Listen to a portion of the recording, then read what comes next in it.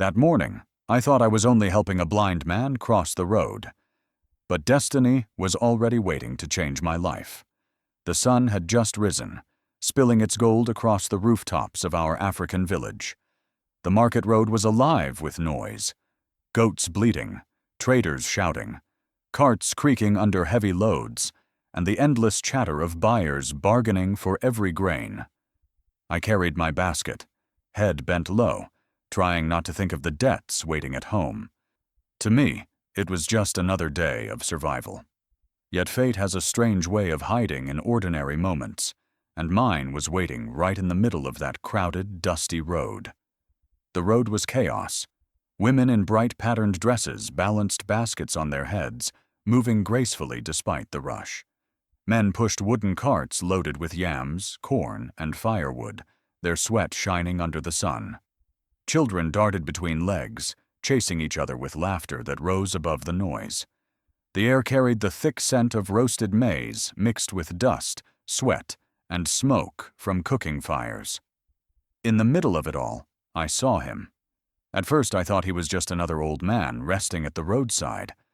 But then I noticed his eyes, pale, clouded, unseeing.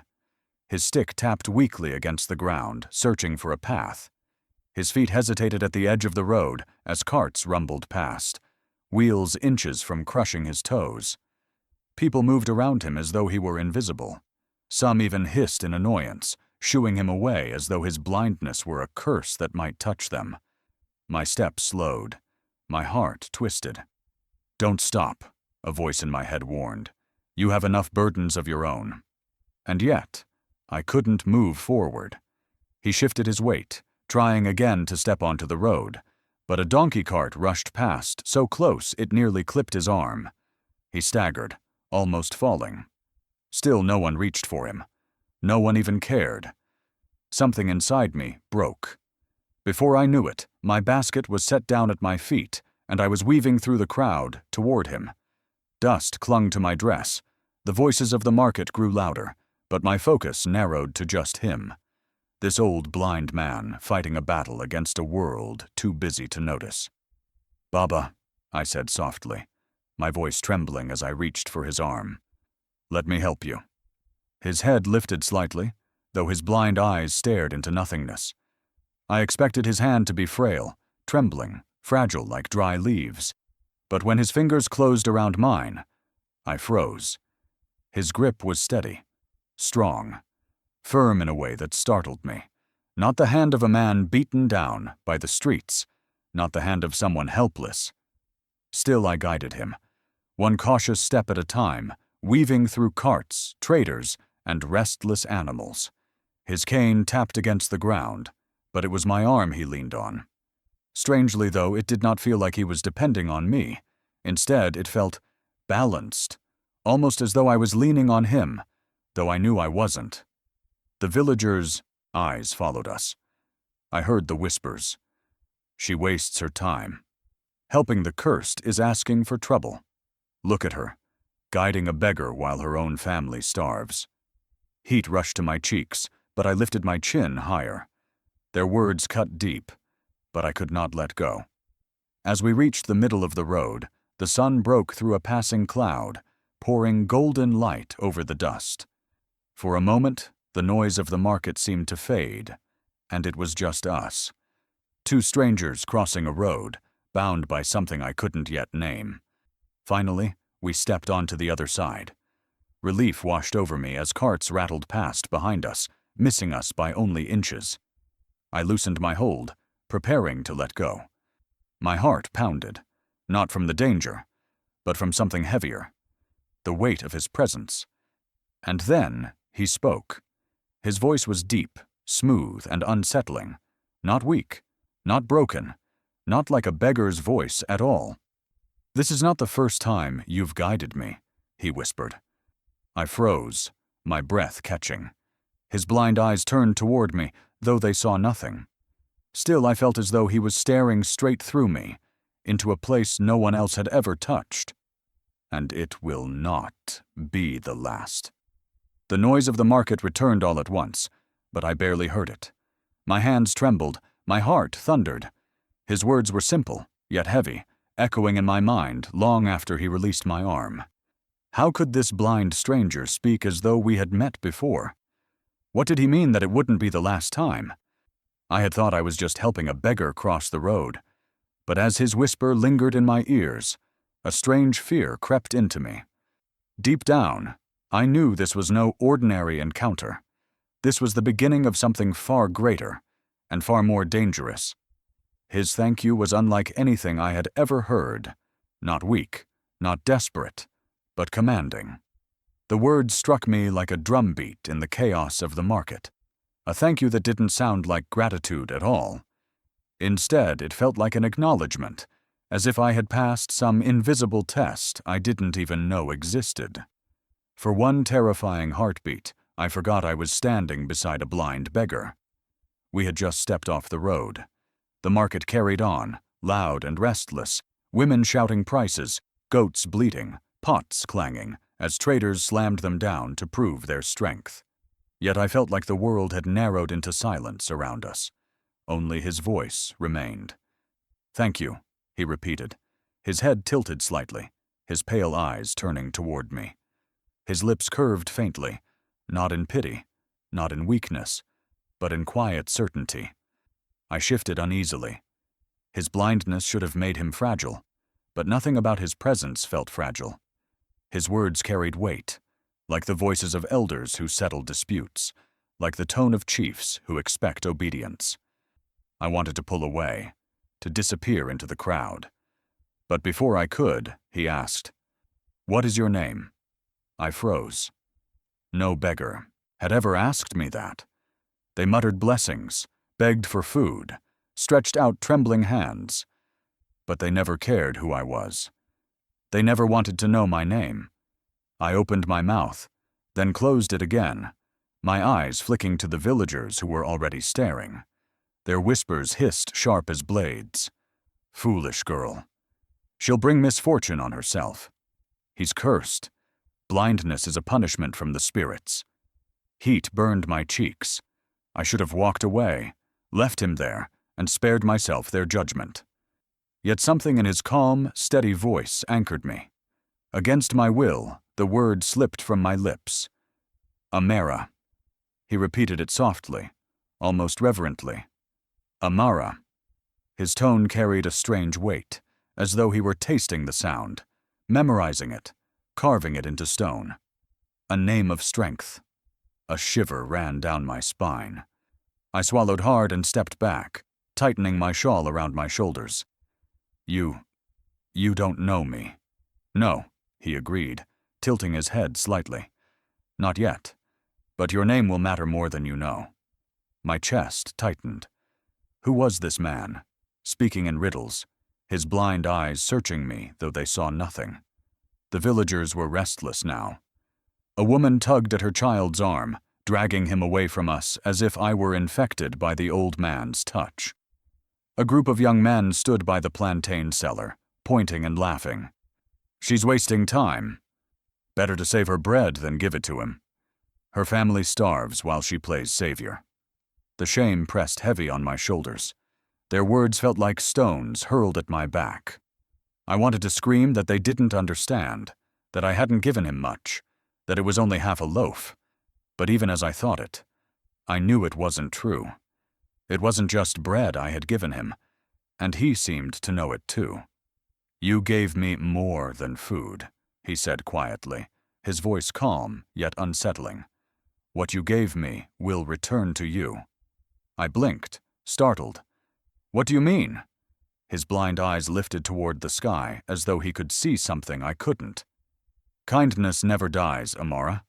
It circles back, sometimes as joy, sometimes as sorrow, but it always returns." I stared at him, words caught in my throat. His tone wasn't the rambling of a beggar. It was too measured, too deliberate, too wise. The market seemed to fade again. I couldn't hear the traders, the animals, the shouting. All I could hear was his voice, deep and calm, as though it carried centuries within it. I finally managed to whisper, You speak like a chief, not a beggar." For the first time, he smiled, faintly, knowingly. Perhaps both can live in the same man. My heart thudded painfully. I shook my head, trying to chase away the unease crawling under my skin. This was madness. He was just a stranger, just a blind man in rags. And yet, every word he spoke carried the weight of truth I couldn't ignore. His calmness felt out of place, his wisdom unsettling. "Why me?" I blurted, my voice sharper than I intended. "Why speak to me this way? I'm no one." "You stopped when others did not," he said simply. "That is enough." The simplicity of his words cut me deeper than the villagers' mocking laughter. I felt my throat tighten, my eyes sting. For a moment, I wanted to believe him, wanted to believe I mattered in a way I never had before. But before I could say anything, his voice dropped lower, steadier, carrying the weight of something I wasn't ready to hear. "Do you want to know?" he asked, his lips barely moving. "Who I really am?" My breath froze in my chest. His question wasn't playful. It wasn't casual. It was heavy, dangerous, laced with a secret too great to be spoken in the open air. Around us, the villagers' whispers blurred into silence. The market noise faded into nothing. I could hear nothing but my heartbeat pounding like drums of war. Who was this man, dressed in rags, blind to the world, yet speaking like a ruler in disguise? I had thought I was speaking to a beggar. But in that moment, fear and wonder clashed inside me. Because I knew I was standing on the edge of a truth that could shatter everything I knew. For the first time, I spoke aloud the pain I had always buried. My lips trembled, my voice cracked, but the words spilled out like water breaking through a cracked dam. I had carried them in silence for years, afraid that speaking them would only make them heavier. Yet as his blind eyes held mine, steady, unblinking, strangely knowing, the walls I had built inside me began to crumble. And so in the middle of the noisy market, I laid bare the wounds I had hidden even from myself. At first I didn't mean to. I had planned to walk away, to shake off the strange weight of his words. Who was he to ask me who I was? Who was he to unsettle my heart with his calm, commanding voice? But instead of leaving, I found myself speaking. "My family is drowning," I whispered. The confession startled me as much as it startled him.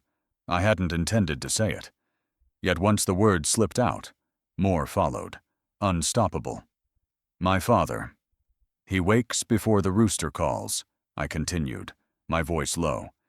"He bends his back under crates at the market, crates heavier than his bones can bear. Every day, he comes home slower than the day before, his steps dragging in the dust. He's not old, but the work has aged him beyond his years." My throat tightened, but I pressed on. "My mother. She spends her days in the market, too. From sunrise to sunset, she calls out prices no one wants to pay. She stands in the sun until her voice grows hoarse, until her body sways with exhaustion. Still, the coins she brings home rattle in her hands, like mockery. Never enough. Never close to enough." I clutched my shawl tighter around me, as though I could hold myself together with it. "And my brother." My voice broke. "He is too young to understand. He asks for more food when the bowl is empty, and I lie to him. I tell him I've already eaten, that I'm not hungry. But when he sleeps, the ache in my stomach twists like knives. Do you know what it's like?" I whispered, tears rising to my eyes. "To lie to a child, just to stop his tears." The market noise seemed to fade again, as if the world itself had paused to listen. My vision blurred with tears, but I didn't wipe them away. For years I had held them back. For years I had swallowed them like bitter medicine. But here, before a blind man, they flowed freely. And he said nothing. He didn't flinch. He didn't offer empty comfort. He only listened, his face still, his clouded eyes fixed on me as though they could see straight into my soul. That silence pulled more out of me than words ever could. "I hear my parents at night when they think I'm asleep," I went on, my voice shaking. My father whispers, "What happens if I cannot lift the crates tomorrow?" My mother prays between her sobs. I press my hands over my ears, because if I listen too closely, I'll break. And if I break, who will carry them? I closed my eyes, but the memories rushed in anyway, sharp as knives. I was 10 when famine struck. The sky itself seemed to betray us. Clouds vanished, the rivers shrank into mud, and the earth cracked beneath our feet. Crops died before they could bloom. I remember carrying bundles of firewood on my back, the rope cutting into my shoulders until they bled. My little brother stumbled beside me, his tiny hands gripping a load too heavy for him, his lips pale with thirst. But he didn't cry. He was too tired, even for that. I remembered the bowls lined up on the floor at night, empty, cracked, waiting like silent mouths. We sat before them with only water to drink, and my mother whispered, "Tomorrow will be better." But tomorrow never was. The memory ripped through me like fire. My knees trembled beneath the weight of it. "My only wish," I whispered now, voice raw, "is for one day of peace. Just one day where my father doesn't groan when he rises. One day where my mother doesn't hide her tears in the shadows. One day where my brother doesn't look at me with empty eyes. Just one day where I can breathe without wondering if tomorrow will destroy us." The words choked in my throat. For a moment, silence hung heavy between us. I had never spoken like this before. Not to my parents, not to my friends, not even to myself. But here I was, pouring it all out to a blind man in rags. Why? Because of his eyes. When I finally dared to look at him, I found no pity there, no mockery, no dismissal, only understanding. His blind eyes, clouded and pale, reflected something deeper: pain, loss, recognition. It was as if he knew every wound I spoke of, as if my story was not mine alone, but his too. And that terrified me. I shivered and stepped back, suddenly aware of how raw and exposed I was. My heart thudded painfully against my ribs. My tears burned hot on my cheeks. Why did I tell him all this? Why did his silence draw my soul out like this? And then he spoke. His voice was soft, steady, but it carried a weight that made my breath falter. "I know your pain," he said. I froze. The words struck harder than hunger ever had. He didn't stop. His blind eyes never left me, his voice trembling with both sorrow and conviction. "I know it," he continued, "because I lost everything too." My breath caught in my throat, the world around me blurring. Lost everything? What could a blind beggar possibly lose except scraps of food and a place to rest? But the way he spoke, the weight in his voice, the sorrow in his eyes, told me his loss was deeper than anything I could imagine. And in that terrifying moment, I realized a truth I had been afraid to face. This blind man was no ordinary stranger. He was carrying a story far greater and far more dangerous than I could yet understand. He spoke not as a beggar, but as a man who once wore a crown.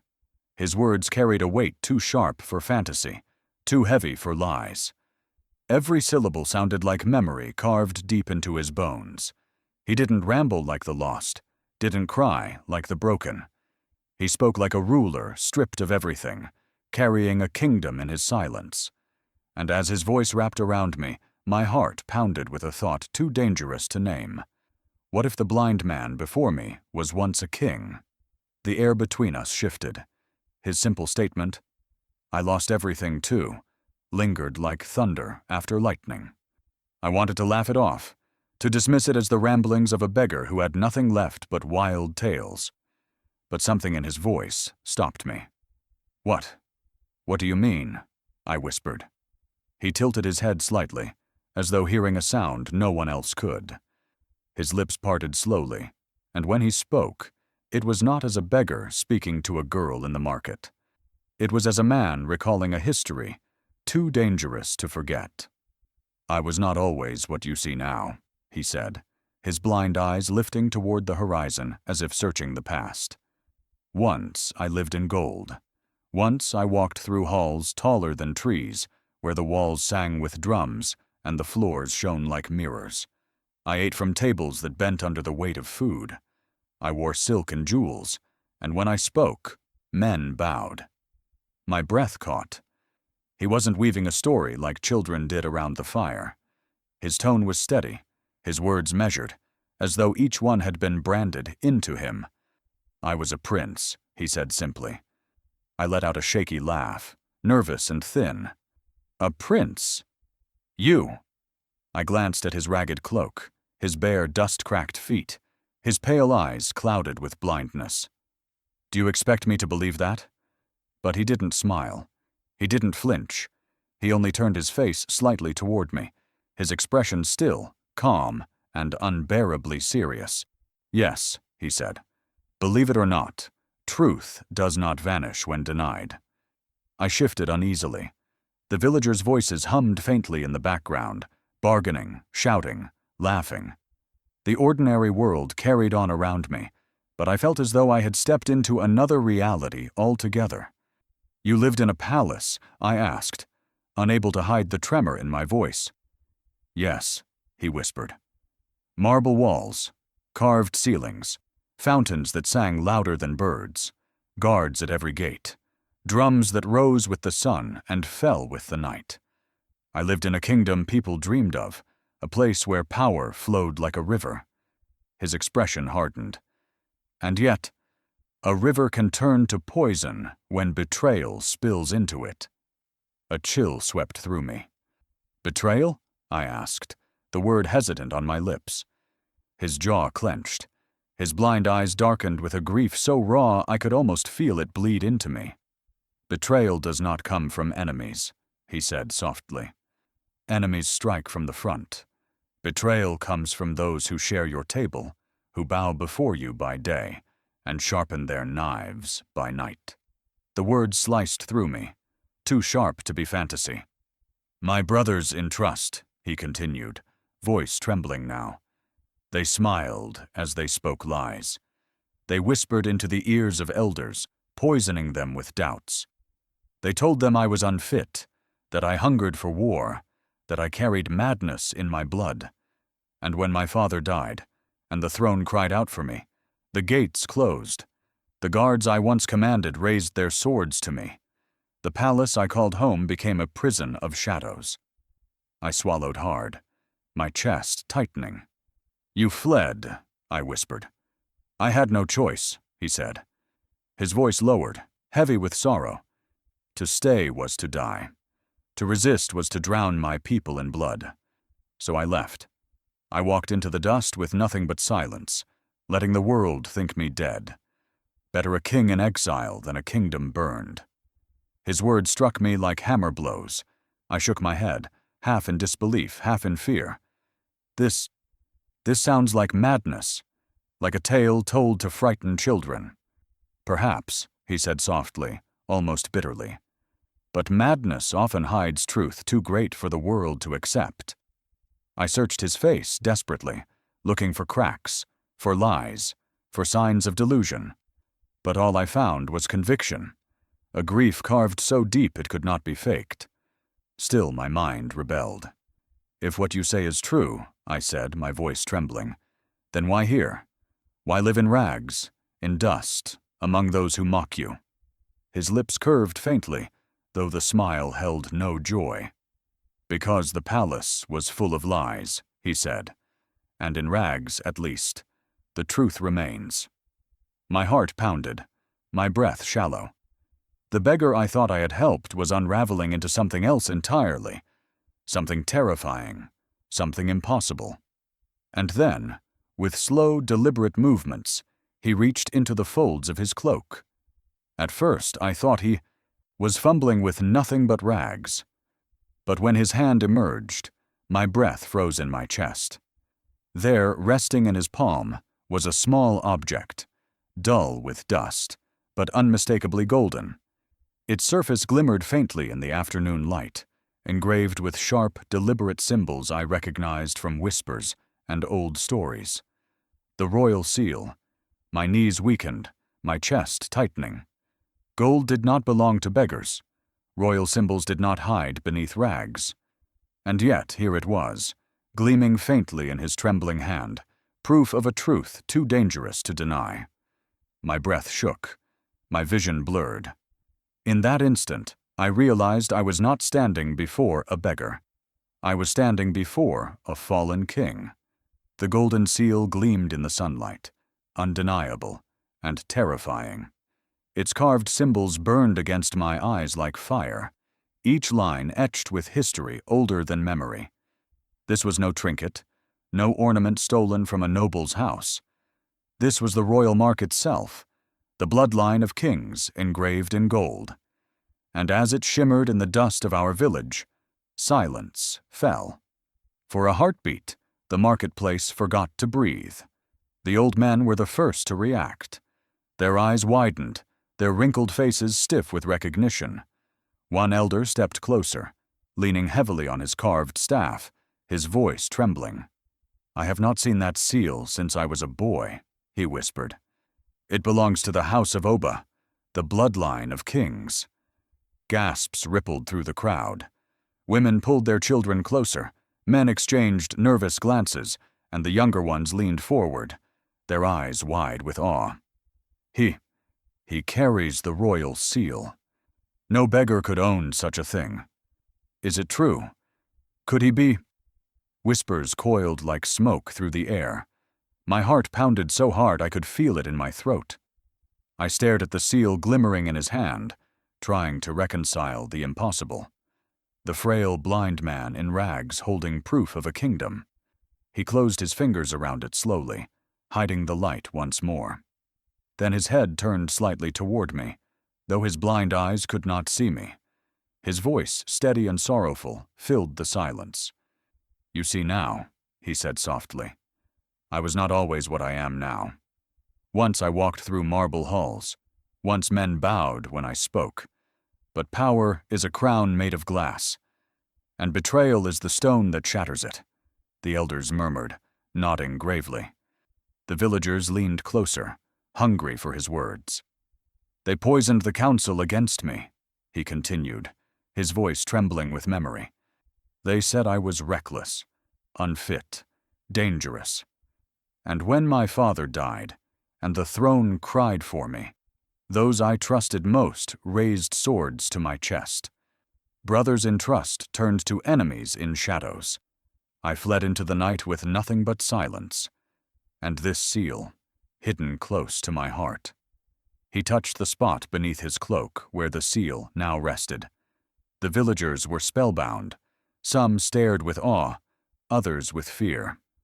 A man spat into the dust, muttering, "Lies. A beggar weaving tales." But no one moved to leave, because deep down, the seal's glimmer had planted doubt in every heart. I stood frozen, torn between disbelief and dread. His words were madness, and yet they rang with a truth too sharp to dismiss. His blind eyes lifted toward the sky, and his voice grew heavier. "They stripped me of title, of power, of name. But they could not strip me of spirit. A true crown," he said, his hand pressing over his heart, "is not worn on the head, but carried in the soul." Something in his words pierced me. My chest tightened, my throat ached, and against my will I felt tears blur my vision. Around us the whispers swelled again. Some villagers bowed their heads, murmuring prayers. Others backed away, fear etched into their faces. Is he cursed or chosen? What if danger follows him here? What if the enemies of kings come to find him? The weight of their fear pressed against me like chains. I wanted to step back, to free myself from the storm he had brought into my world. But when I looked at him, when I saw the strength still etched in his frail form, I couldn't move. He turned his face toward me again, his blind eyes steady as though he could see me clearer than anyone else. His voice softened, but its weight struck me harder than any cry. "They stole my crown," he said, "but they cannot steal my destiny. The question is not whether I will rise again. The question He paused, his blind gaze locking onto me. "Is whether you will walk beside me when I do." My breath caught, my knees weakening beneath me. His words crashed through me like thunder, impossible to ignore. A blind beggar, no, a fallen king, was asking me, a poor villager, to walk beside him into a destiny filled with danger.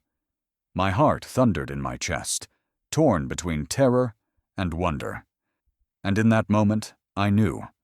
My next word could change not only my life, but the fate of a kingdom. Against reason, I walked with him, and every step revealed something extraordinary. My mind told me to keep my distance, to let the blind beggar with his golden seal vanish into the shadows of mystery. But my feet betrayed me, carrying me beside him as though some unseen force had bound us together. Each step through the dusty roads of my village shook me, not because of where we walked, but because of who I was walking with. And deep inside, a terrifying truth pulsed. Perhaps I was no longer walking with a beggar, but beside a king. The market hummed around us, its noise pressing in on all sides. Traders shouted prices over heaps of yams and cassava. Goats bleated, chickens scattered between feet, and the sharp smell of dried fish clung to the air. But everywhere we passed, voices faltered, whispers rose, and eyes followed us. I held his arm, guiding his careful steps over uneven stones and broken patches of road. His grip was firm, not like the frail grasp of a helpless old man, but steady, strong, controlled. "Left here," I whispered as we neared a cluster of stalls. He nodded slightly, his blind eyes fixed forward, yet somehow he moved with grace, as though the blindness had not stolen his dignity. At the corner, children darted out from behind a hut, their bare feet pounding the dust. They stopped short when they saw him. A few laughed, pointing at his ragged cloak. One boy whispered, "The cursed man walks with her." My cheeks burned, ready to pull him away. But before I could, he bent slightly, lowering his face toward the children. "What are your names?" he asked, his voice calm, deep, and unexpectedly kind. The children hesitated. One, braver than the rest, stepped forward and said, "Obi." The man's lips curved faintly. "Obi. A name that means heart. May yours grow strong enough to carry others one day." The boy blinked, startled. The other children stopped laughing. One by one, they murmured their names, and with each one he spoke a blessing, words simple but filled with a weight that silenced their mischief. When they finally ran off, they no longer laughed. They looked back with wide, quiet eyes. I stood frozen, my chest tight. How could a beggar command such presence? We walked on. A widow sat by the roadside, her basket of ground nuts nearly empty. Her shoulders sagged, her face weary with years of loss. As we passed, he slowed and said gently, "Your strength is greater than your sorrow. The days ahead will not always be heavy." Her eyes filled with tears. She reached for my arm, whispering, "Who is he?" I had no answer. A little further, we met a farmer struggling with a cracked hoe, his voice raised in frustration. Without sight, the man in rags stopped and turned his face toward the sound. "Do not curse the soil," he said calmly. "It remembers every word. Speak to it with hope, and it will return to you." The farmer froze, stunned into silence. Around us, villagers exchanged uneasy glances. "Does he see without eyes?" someone muttered. "He speaks like a priest." "Or a king," another whispered. The words crawled over my skin, leaving me breathless. The farther we walked, the clearer it became. Despite his blindness, despite his rags, his presence carried something no crown could give. A quiet leadership, a strength that drew people to him without demand, without threat. But with awe came fear. At every corner, villagers murmured.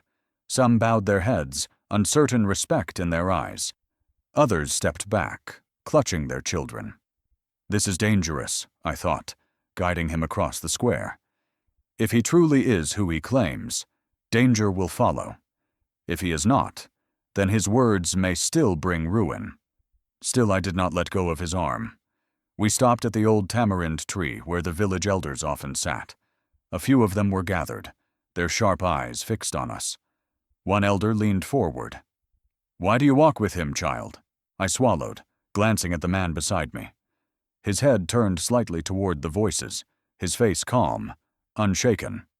Before I could speak, he answered, "Because she sees me as I am. A man." The elder frowned, but said no more. The others muttered, and I felt the weight of their suspicion pressing against my back. We continued walking until the sun began to set, painting the sky in streaks of orange and gold. The air cooled, but inside me a storm only grew.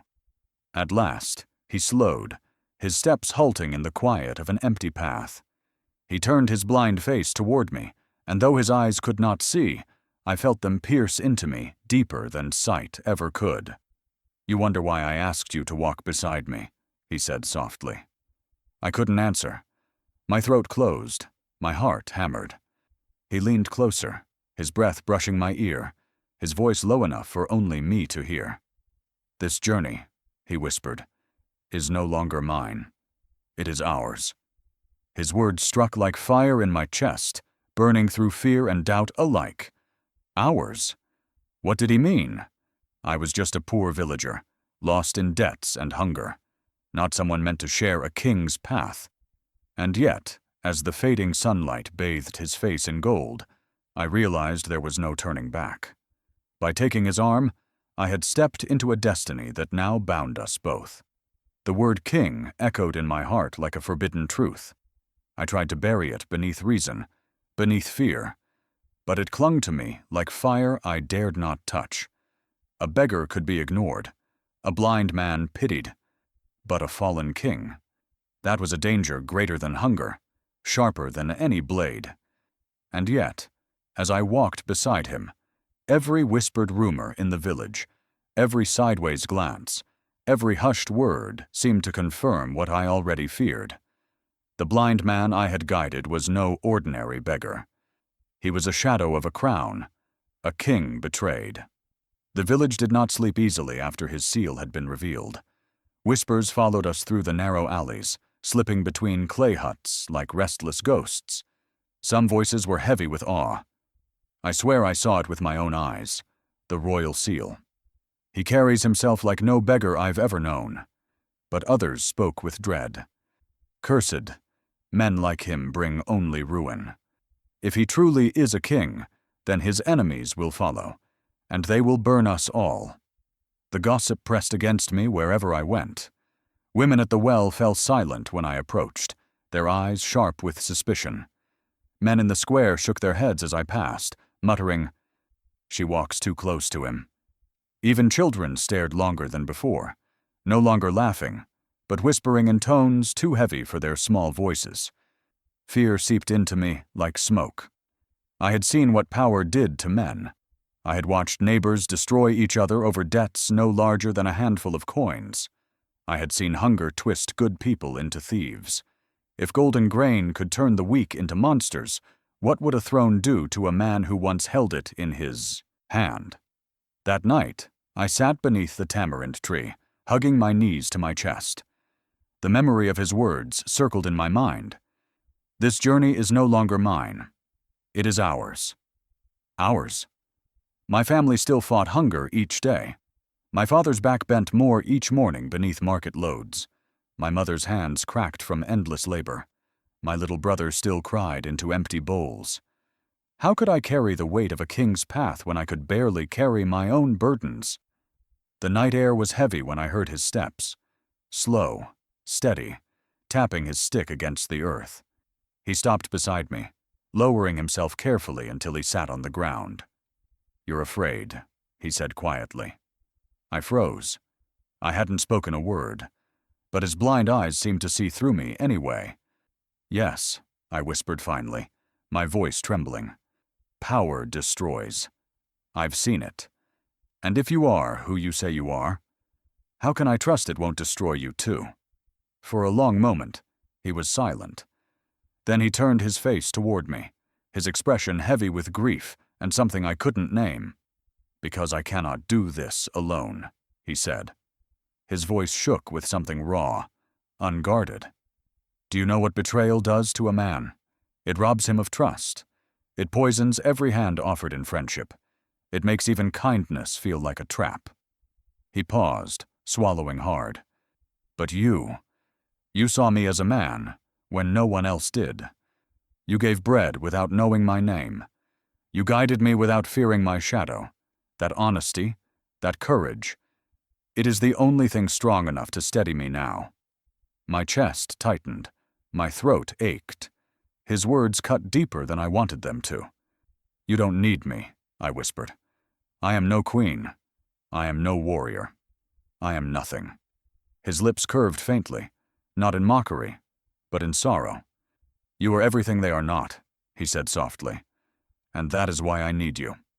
I turned away, pressing my hands into the dust, my heart racing. His voice was a storm pulling me in, but my fear still fought. "You want to reclaim your throne," I said bitterly. "But do you know what that means? Blood, war, more betrayal. And you would drag me into it?" "Yes," he said, his tone steady, unshaken. "Because truth is heavier than fear, because justice cannot rise alone, and because even kings cannot walk in shadows forever." I closed my eyes, trembling. His words wrapped around me, suffocating, terrifying, impossible to ignore. Then, slowly, I felt his hand reach for mine. His touch was rough, scarred, but steady.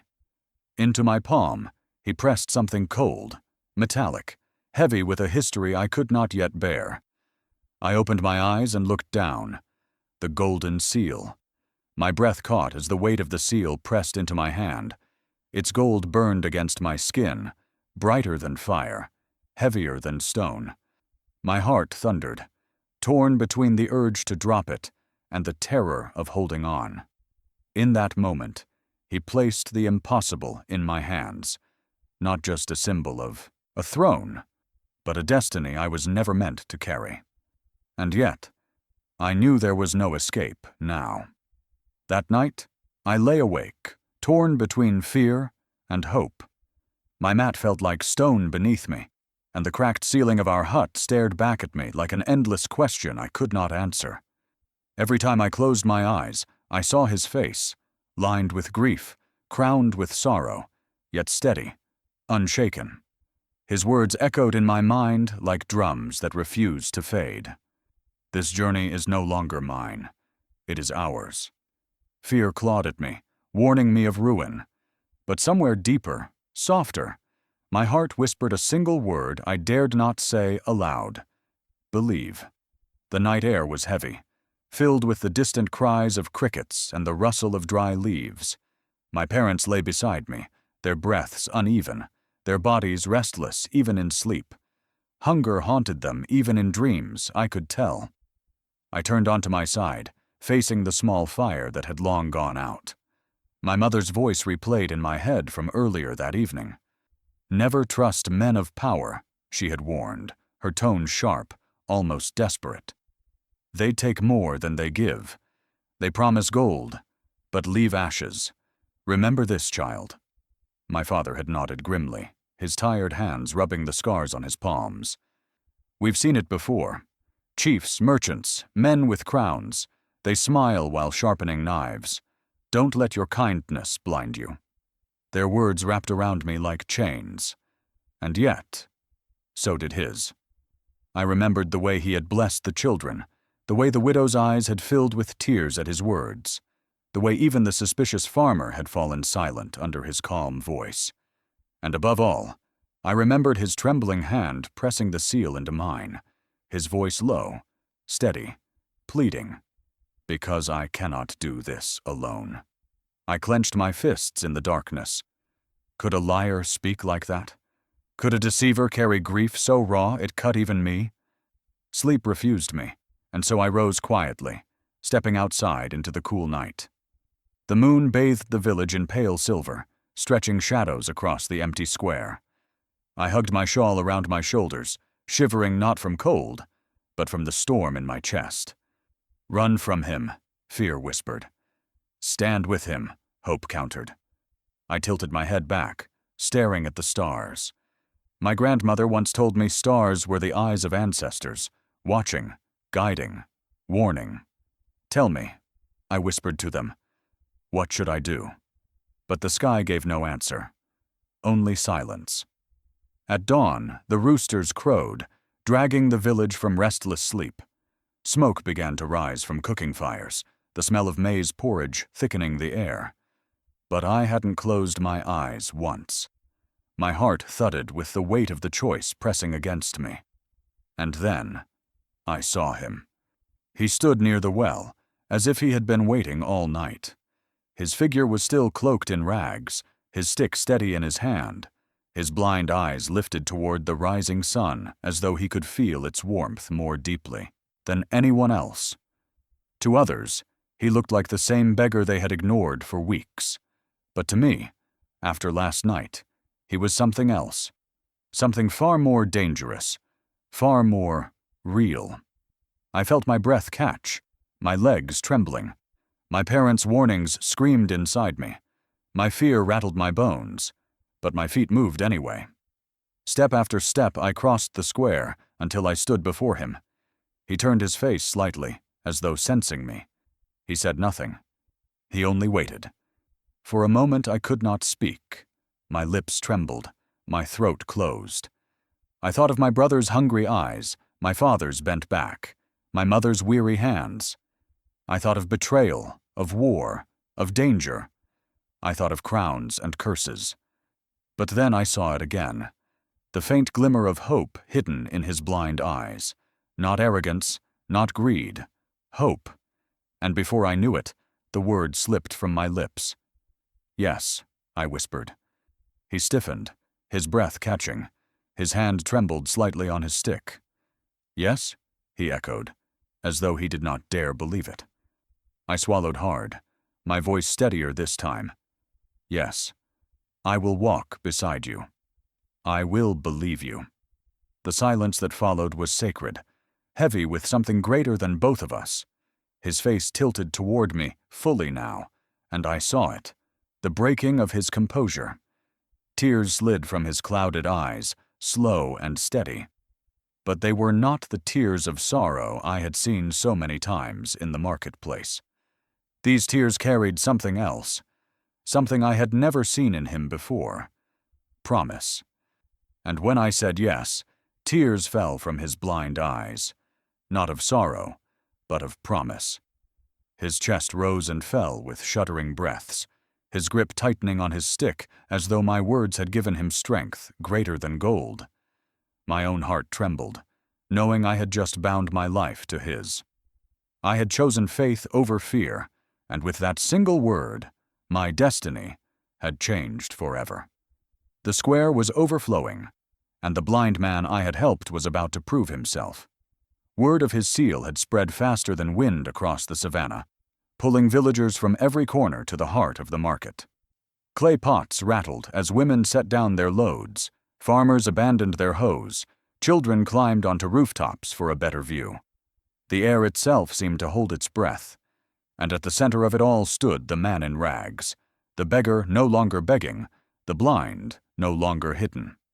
Today, he would either rise as truth or fall as a liar. The marketplace had never been so full. It felt less like a gathering and more like a judgment. The elders sat at the front, their staffs planted firmly into the earth, their eyes sharp and unblinking. Mothers huddled with their children, whispering prayers.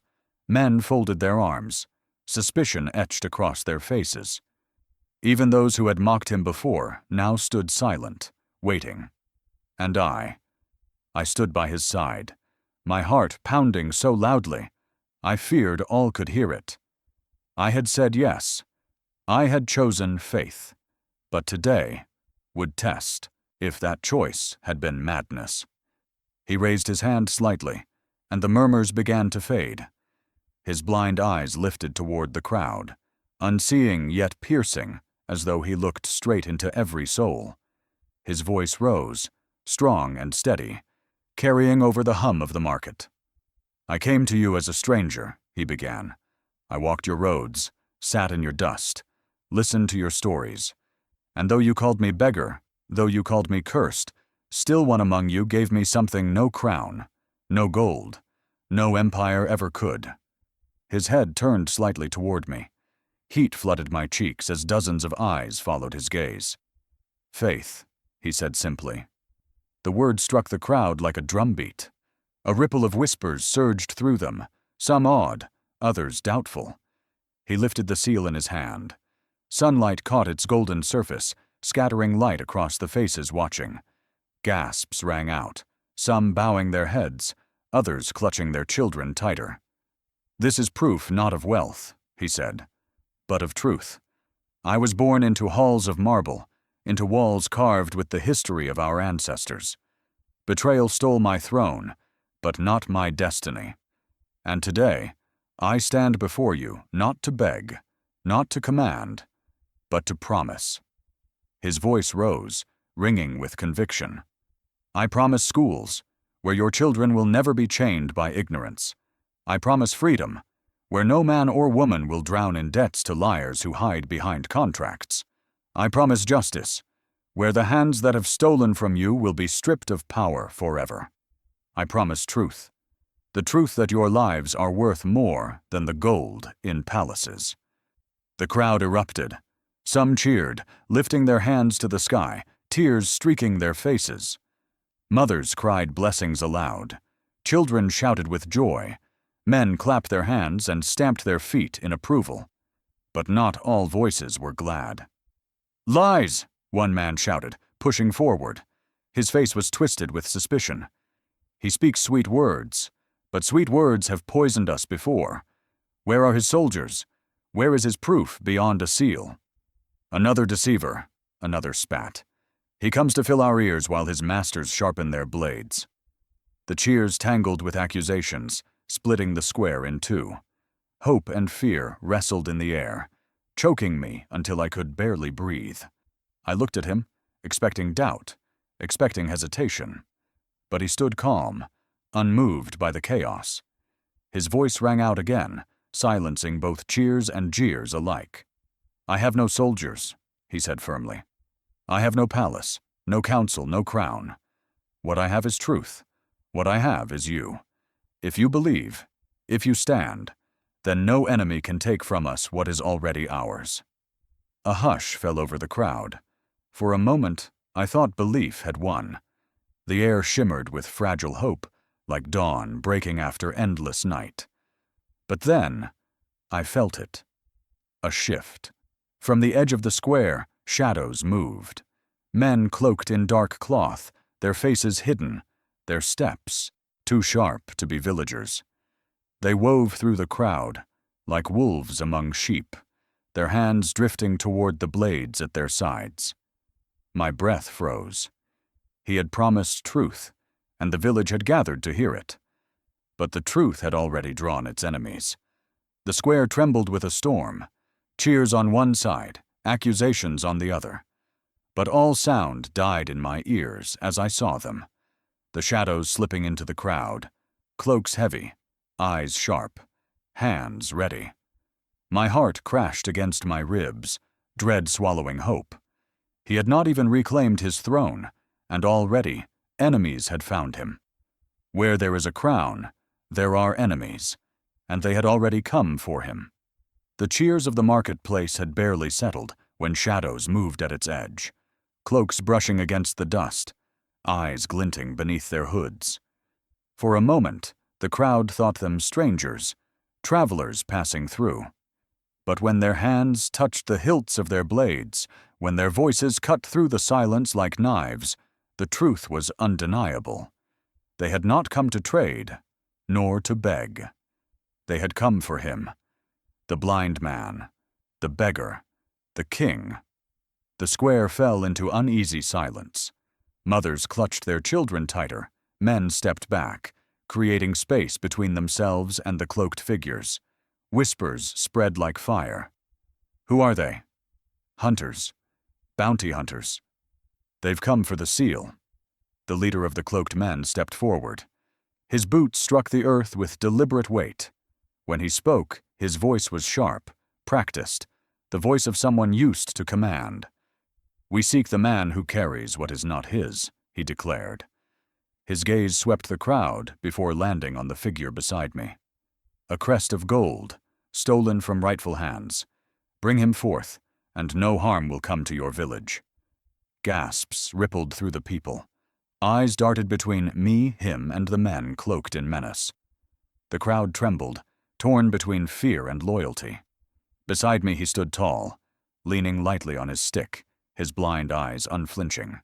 His voice rose, firm, steady, cutting through the panic. "What I carry," he said, "was never stolen. It is mine by blood, by birth, by destiny." The leader's lips curled into a sneer. Bold words for a beggar in rags. His hand shifted toward the hilt of his sword. "Will you surrender the seal peacefully, or will you make these people pay for your pride?" The villagers murmured in terror. A woman sobbed softly. A man muttered, "Better one life than many. Let them take him." My stomach turned cold. I wanted to scream, to run, to hide. But I could not move, my eyes fixed on him.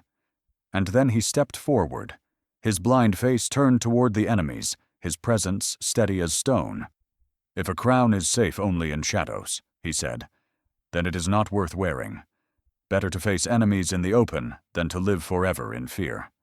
His words rang out like thunder, silencing the whispers for a heartbeat. My chest tightened, torn between awe and dread. The bounty hunters stiffened. One spat into the dust. "Then you choose death." The villagers panicked. Mothers dragged children away. Men argued in hushed tones. "We can't fight them. If he stays, they'll burn the village. Let him go. He is not worth our blood." And then, a small voice rose above the chaos. "I will not let you take him." The words froze the square. It was the boy from before, the one who had whispered his name to the blind man and received his blessing. He stepped forward now, trembling but defiant, clutching the small coins he had been given as though they were weapons. His small frame shook, but his voice carried clear. "He is ours," the boy said, staring at the cloaked men with wide, fierce eyes. "If you want him, you will have to go through me." The hunters laughed, cruel, mocking laughter that slashed through the air, but their laughter faltered when others began to move. A farmer stepped forward, gripping his broken hoe like a staff. A widow rose from her basket, her eyes wet but blazing.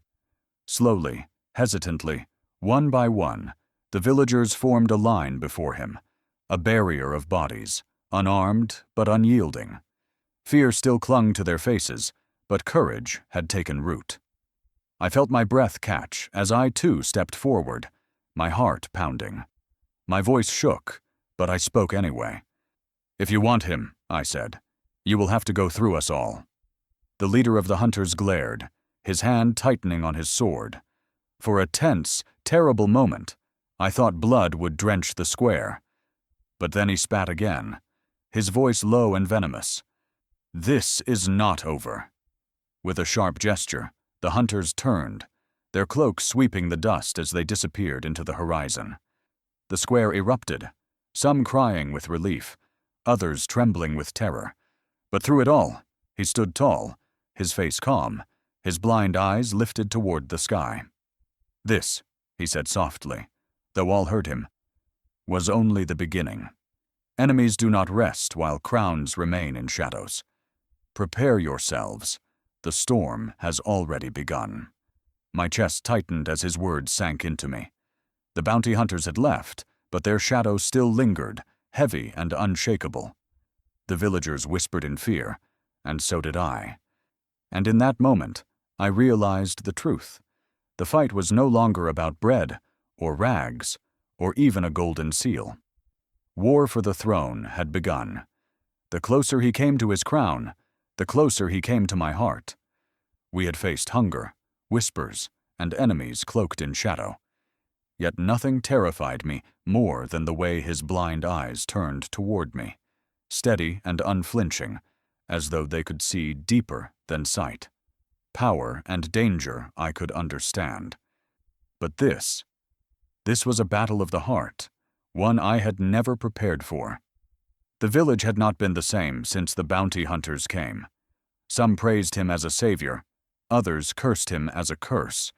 That would bring ruin. And me? I walked through the square with whispers trailing behind me like dust. There she is, the girl who guides him. She thinks she's special now. Maybe she will be queen. Or maybe she'll drag us all to death. Every word cut deep.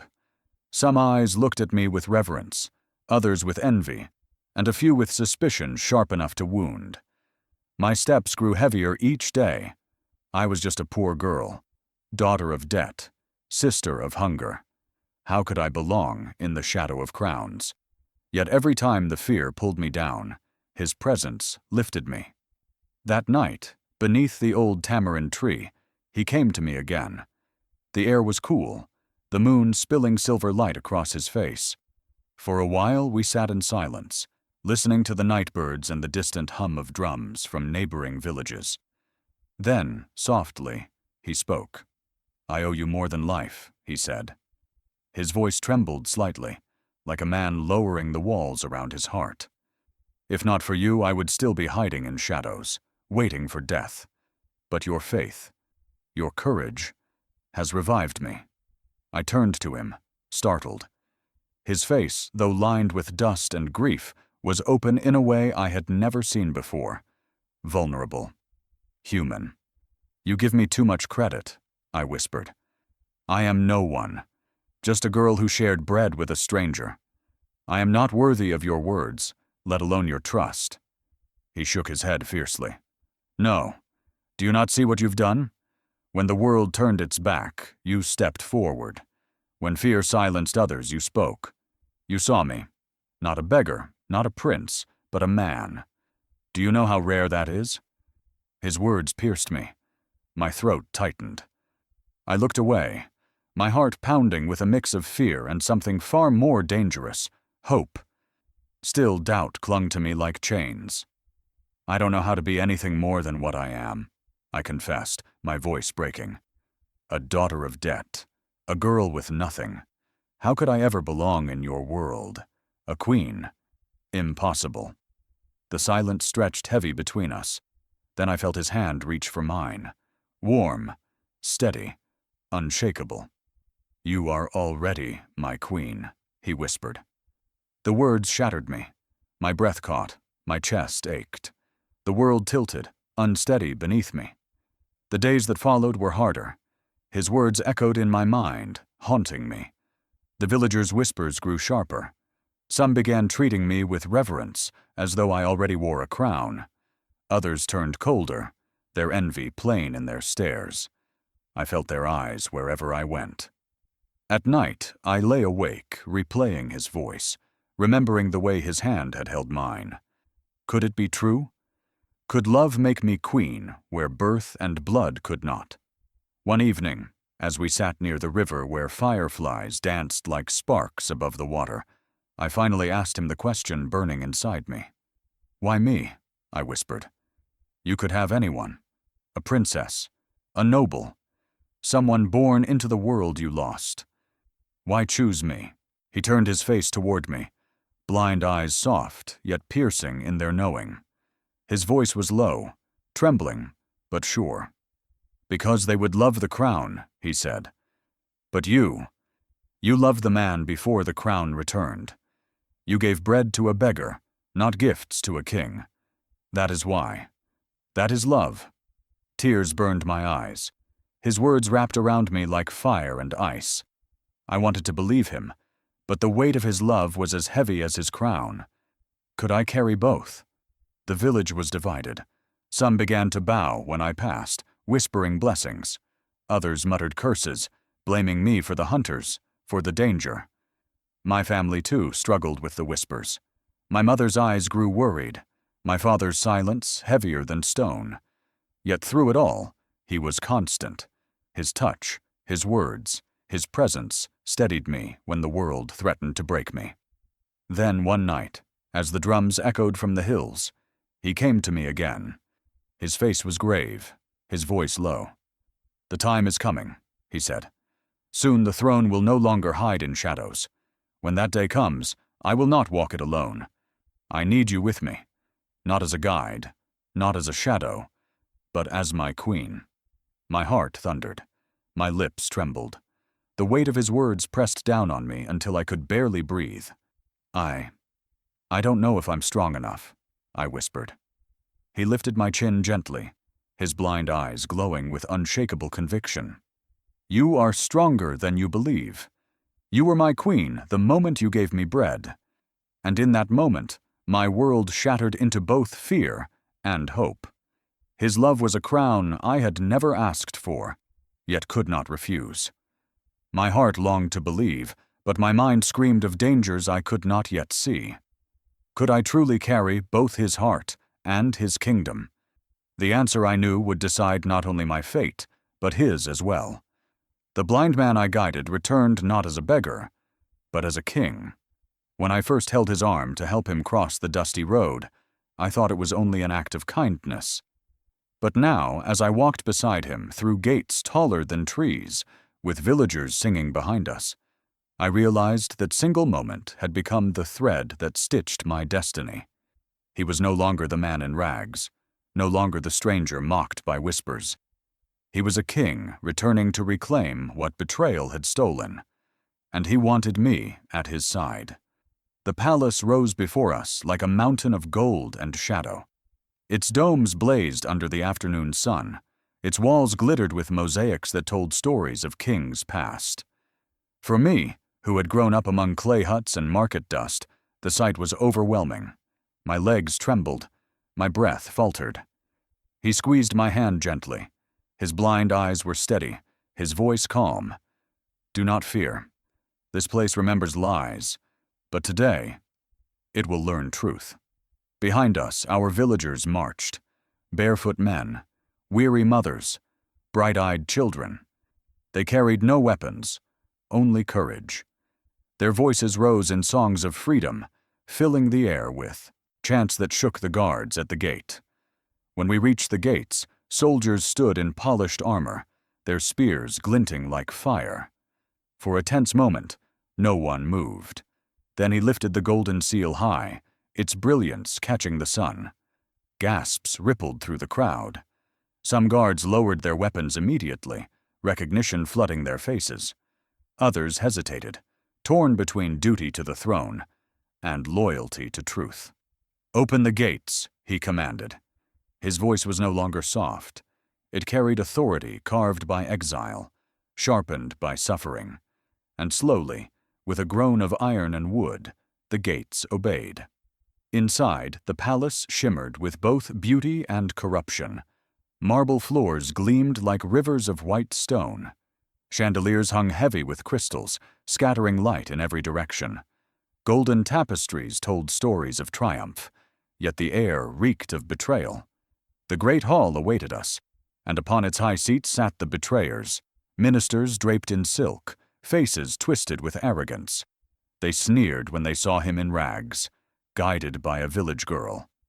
"Have you come to beg again?" one mocked, laughter echoing through the chamber. But he did not flinch. He lifted the seal high once more, its golden crest blazing like fire. "I have come to reclaim what was stolen, not for myself alone, but for every soul who suffered under your greed." The hall erupted. Elders gasped, guards shifted uneasily, whispers ricocheted like thunder. One old minister rose, his voice trembling. This is the seal of the true heir. There is no denying it. He is the prince, the king who should have been." The betrayers faltered. Their arrogance cracked. Some shouted protests, others demanded his exile again. But their lies drowned under the chants of villagers filling the hall. "King! King! King!" Justice was swift.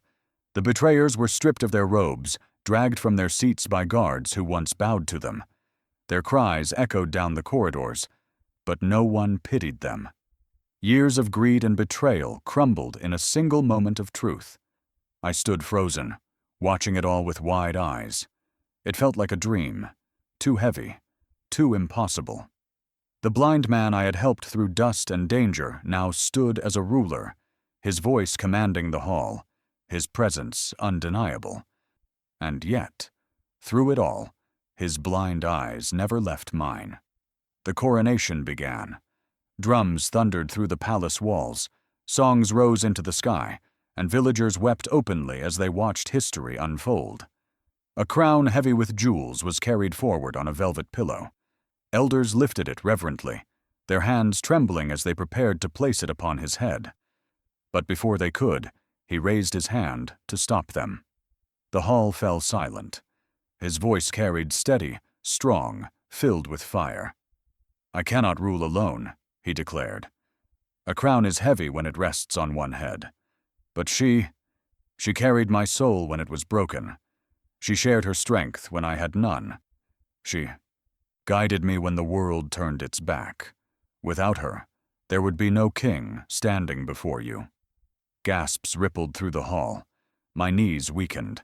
My heart thundered so loudly, I feared everyone could hear it. He turned toward me, blind eyes glistening. "She is my strength. She is my truth. She is already my queen." The hall froze.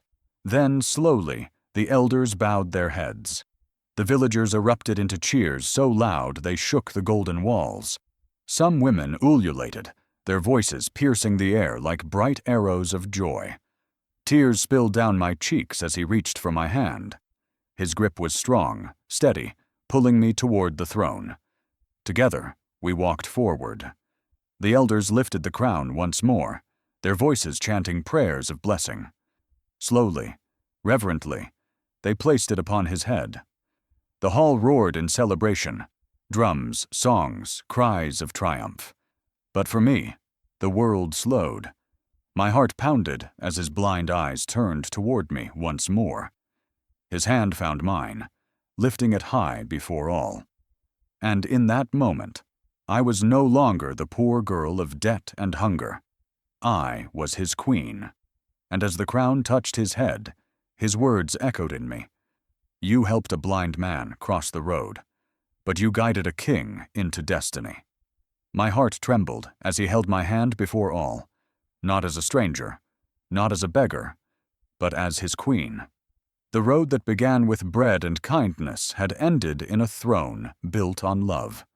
And I knew, as the hall shook with joy, that the true crown was never on his head, but between our hearts. If this story touched your heart, share your thoughts in the comments. Your voice matters. Like this video if you believe even the smallest act of kindness can change destinies. Share it with someone who needs hope and courage today. And don't forget to subscribe.